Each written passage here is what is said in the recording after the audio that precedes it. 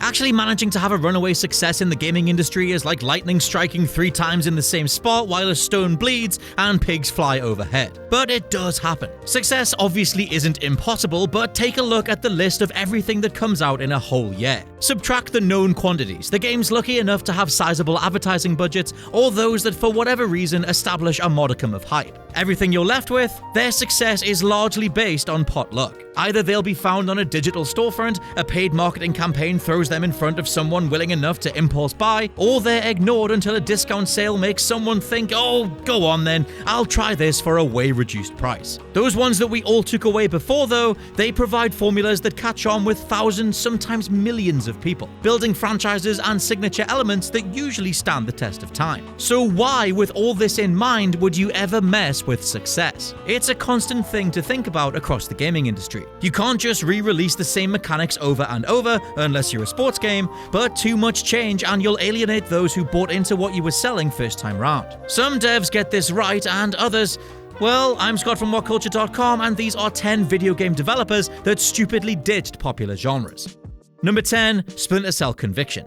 The Change. Slow burn stealth to set piece action and shooting. Right now, despite the occasional rumor and leak confirming otherwise, it feels like we're never gonna get more proper Splinter Cell. Literally, this entire generation we've had nothing. Sam Fisher has been AWOL from even cameos or mentions outside of one Ghost Recon Wildlands DLC pack and a cartoonified presence in upcoming title Elite Squad. But it's likely because his area of expertise is rooted in the past. Reading the industry tea leaves, it's pretty clear dedicated stealth games just aren't in vogue anymore, but even before the looter-shooter craze, Ubisoft were trying to pivot Splinter Cell into more of a gun-heavy cover shooter. Enter Splinter Cell Conviction, something that was first shown off with a god-awful reveal where Sam Fisher was flipping tables and punching guards rather than avoiding them. It eventually morphed into a game where you'd mark and execute multiple targets just so that you could clear entire rooms at a time. Now, to be fair, this was the one mechanic that worked, as contextual interrogations and auto-playing quasi-platform segments just felt completely out of place. Ubisoft seemed to be in a hurry to make Splinter Cell into something that it wasn't, and even though Blacklist brought things back into view, the franchise has been quote-unquote broken ever since. Number 9. BANJO-KAZOOIE Nuts and Bolts. The Change. Dedicated platforming to minigames and racing. There are certain subsets of Nintendo fans who swear blind, albeit quietly, that Banjo-Kazooie was the real champion of N64 platforming, taking everything Mario 64 set in motion and perfecting it. Because of this, it cemented Rare as platforming champions regardless of whether or not you were in this camp, and after Banjo-Tooie was another solid installment, the wait began for another sequel. In one of the most divisive moves in Rare's otherwise exemplary history though, Banjo-Kazooie Nuts and Bolts would release not as a dedicated platformer, though you could still freely explore some hub areas, but as a customization-heavy racer with repetitive mission structures. Fans were noticeably pissed, and it didn't help that a reveal trailer had put a focus on new abilities for Kazooie that weren't meaningfully in the final build. Fan-funded ukulele coded by ex-Rare devs would attempt to scratch the itch with a new set of characters, but that too failed to catch on.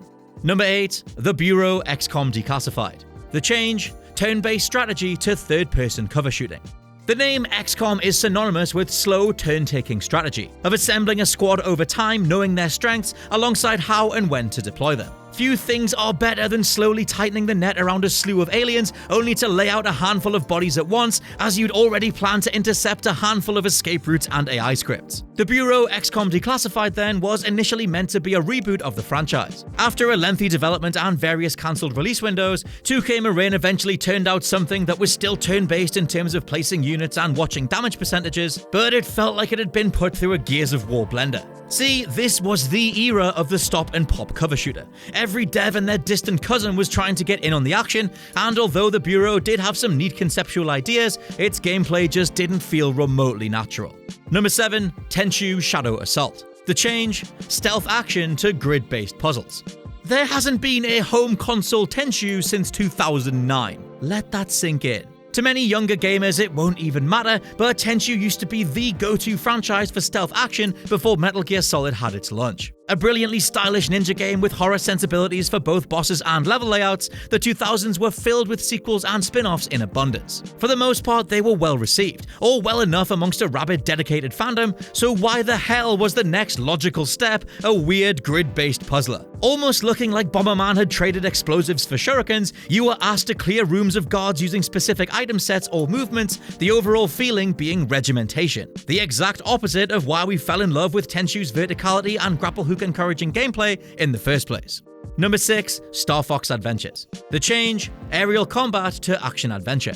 At least this one has an interesting story behind its final form. Back in 1999, a game called Dinosaur Planet was pitched and commissioned by Nintendo for the N64. Developed by Rare, it was set to star a character named Saber as she explored a galaxy of nefarious creatures, magical powers, and spaceships. The story goes that Shigeru Miyamoto took a look at the game during development, quite far along in development in fact, and decided that it was becoming too visually similar to Star Fox. He proposed a radical change, one that in honesty could have really worked. Reskin the game using Star Fox's assets and let it be the next evolution of the beloved IP. The only problem? There wasn't a single thing about Dinosaur Planet's mechanics that would line up with what fans wanted from a Star Fox game. Yes, it was polished enough, and just seeing Fox partake in anything always makes for a certain level of cool, but Star Fox Adventures felt every bit like a game wearing the mask of someone else entirely.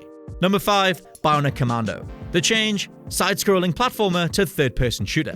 Originally released in 1988, BIONIC Commando quickly became a cult classic. And not just because the main character was called Rad Spencer. No, BIONIC Commando was badass because it had one of the earliest instances of a grappling hook. You'd use it to cross platforms without jumping, and though it looks a little bit primitive now, the 2008 rearmed remake proved that this idea was always fantastic at its core. What wasn't especially great was 2009's full-on reimagining, ditching the 2D platforming and tight locomotion for a sprawling, floaty, third-person action-adventure. It retained the signature grappling hook and admittedly still stood out amongst its contemporaries because of that, but aside from this gameplay mechanic, it was painfully crippled by design choices that got in the way at every turn. Want to swing around the city like Spider-Man with your cybernetic limb? Well, you can, until an all-killing mist prevents a landing spot. NAF weapon choices meant that you were stuck with pistols for the vast majority of the game, and although you can lob pieces of the environment at foes, it's barely used across the whole campaign. There is so much here that could have worked a treat, but third-person BIONIC Commando came and went in the exact same year.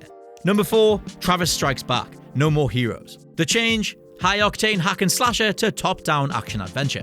No More Heroes is easily an endlessly recommendable franchise that wears fourth wall breaks on its sleeve, stars a guy called Travis Touchdown, and gives you a makeshift not lightsaber called a beam katana. Gameplay hangs somewhere between Devil May Cry and WarioWare, combat involving a hefty amount of smashing enemies into red paste, interspersed with swipes, button prompts, and minigame mechanics for special moves. Naturally, when it was confirmed almost a decade later that No More Heroes was returning, and on Switch, the community rejoiced, only to find that Travis Strikes Back is nothing like its predecessors.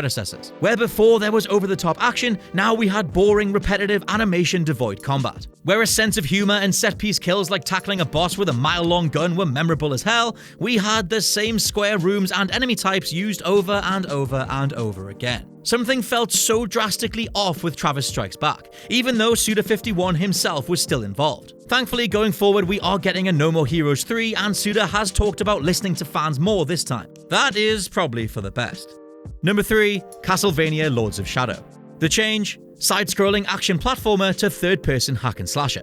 There were two main gameplay formulas across the 2000s that developers just couldn't get enough of. One was the aforementioned Gears of War stop and pop stuff, and the other was God of War / Devil May Cry style character action. Besides those latter franchises alternating installments almost every year, Ninja Gaiden and Bayonetta also got in on the action, alongside Castlevania, who reinvented itself in a way that literally no one was asking for. Swapping its exploration-heavy item-based progression for hacking, slashing, and leaping around the place, yes, the Lords of Shadow games were solid enough, but they were nothing like Symphony of the Night, or any of the 2D titles that made the series what it was. Sadly, Lords of Shadow 2 was the last official Castlevania game to this day, as former lead Koji Igarashi took to Kickstarter with Bloodstained Ritual of the Night, a spiritual sequel that raised $5.5 million from lapsed fans hungry for more of what actually worked.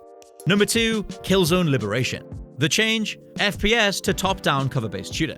For as much as it was labeled the Halo killer before launch, a label that only served to make the majority of us view it with weighted expectations rather than a want to love it from day one, Killzone never truly got off the ground. at least not in the way that Sony really wanted it to. A trilogy of brown and grey shooters, an admittedly brilliant tech showcase on PS Vita, a revamped colourful installment on PS4, and this top-down installment on the first PSP. Likely more a product of the PSP only having one analog stick, it forced Guerrilla to rethink how to even control a soldier whilst fighting waves of Helghast. What we got was fine. Like, aggressively, okay, I could play a little bit of this, but oh god, it's just so empty feeling, serviceable. The issue was that none of what brought fans to the franchise in the first place was here, short of that signature dulcet colour palette at least remaining intact. Number 1, Yakuza 7. The change? Brawler beat-em-up to turn-based RPG. What is the next logical step after swapping your game engine and introducing a whole bunch of physics-based carnage to your last installment? Change the genre entirely, ditch all of that, and move on to something completely different. Because video games. The reason comes from Ryoga Gotoku Studio wanting to shake things up after so many installments, but the reception from fans so far has been a resounding, sure, I guess, but can you not? It seems most were more than happy with the heat finishes and overblown object flinging that Yakuza is known for, and the in-game reason for Yakuza 7 being turn-based seems to come from new character Ichiban Karaga being a huge fan of Dragon Quest. Time will tell whether such a drastic change can be pulled off, as Sega's Toshihiro Nagoshi has stated that the team will go back to traditional gameplay if the new direction doesn't catch on. And that's my rundown of developers that ditched the genres they were known for. Let me know down in the comments below which franchises really threw you for a loop, and don't forget to check out the WhatCulture Gaming Podcast. For now, I've been Scott from WhatCulture.com, and I'll catch you soon.